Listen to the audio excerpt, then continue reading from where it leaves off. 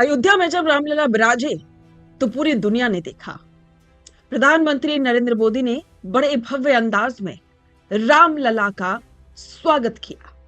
लेकिन अब राम मंदिर को लेकर के एक बेहद हैरान करने वाली खबर सामने आई।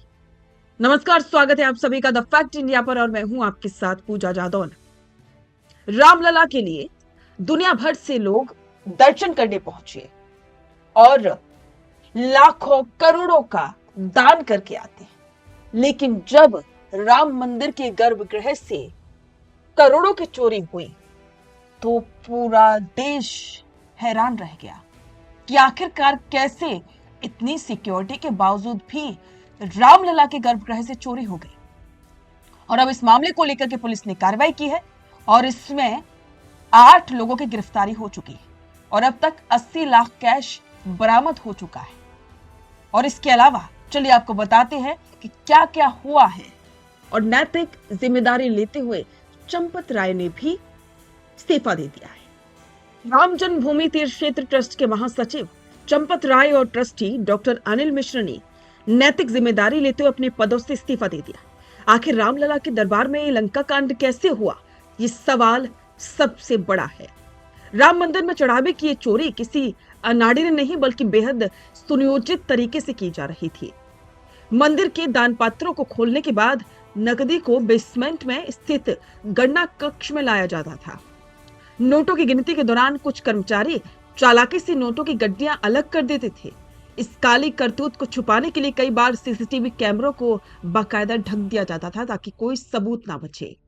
एसआईटी की जांच और एफआईआर में इस चोरी, गबन और आपराधिक साजिश के मौखिक दस्तावेजी, इलेक्ट्रॉनिक और वित्तीय सबूत मिले हैं। इस पूरे मामले में पुलिस ने रामशंकर यादव उर्फ टिंकू, लवकुश मिश्र, अनुकूल मिश्र, मनीष यादव समेत 8 आरोपियों को गिरफ्तार करके 29 जून तक पुलिस रिमांड पर लिया है। लेकिन सवाल सीधे ट्रस्ट के आला अधिकारियों पर खड़े हो रहे हैं। चंपत राय, महासचिव, जो ट्रस्ट के प्रशासनिक संचालन और दान व्यवस्था की पूरी जिम्मेदारी संभालते हैं। चौंकाने वाली बात यह है कि गिरफ्तार मुख्य आरोपी में शामिल टिंकू यादव उनका खास ड्राइवर रहा है। अनिल मिश्र, संस्थापक ट्रस्टी, जो जनवरी 2024 में रामलला की प्राण प्रतिष्ठा से पहले अनुष्ठानों में यजमान थे। मंदिर की दान प्राप्ति और नोटों की गणना व्यवस्था की निगरानी का जिम्मा इन्हीं के पास था। खबरों के मुताबिक इन दोनों ने नैतिक जिम्मेदारी लेते हुए इस्तीफा दे दिया है। हालांकि देर रात तक ट्रस्ट या यूपी सरकार ने इसकी पुष्टि नहीं की थी। राम मंदिर में हुई इस चोरी के बाद देश का सियासी पारा 7वें आसमान पर है। विपक्ष ने सरकार को आड़े हाथों लिया। CM Yogi Adityanath, SIT report मिलते ही सख्त कार्रवाई शुरू हो गई। राम भक्तों की आस्था से खिलवाड़ नहीं करने सीएम योगी आदित्यनाथ ने कहा कि एसआईटी रिपोर्ट मिलते ही सख्त कार्रवाई शुरू हो गई है। राम भक्तों की आस्था से खिलवाड़ करने वालों को किसी भी कीमत पर बख्शेंगे नहीं। अरविंद केजरीवाल ने कहा कि चढ़ावा चोरों को सरेआम फांसी होनी चाहिए। जो राम के सहारे आए थे उन्हें राम ही भगाएंगे। अखिलेश यादव ने कहा कि उन्होंने सीधे तौर पर इस पूरी चढ़ावा चोरी को भारतीय जनता पार्टी का लंका कांड करार दे दिया। केसी वेणुगोपाल ने कहा कि यह देश के करोड़ों श्रद्धालुओं की आस्था के साथ बहुत बड़ा धोखा है। करोड़ों हिंदुओं की आस्था के केंद्र भगवान श्री राम के मंदिर में चोरी का ये मामला बेहद शर्मनाक है और अब इस मामले की और गहनता से जांच की जा रही है। अब देखना होगा कि इसमें जो खुलासे होंगे उसमें कौन कौन से नाम शामिल होते हैं।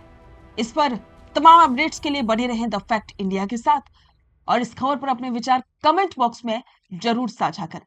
बेहतरीन पॉडकास्ट सेटअप्स, शानदार चैनल रीच, जबरदस्त सोशल मीडिया प्रेजेंस के साथ द फैक्ट इंडिया के जरिए बढ़ाइए अपना व्यापार।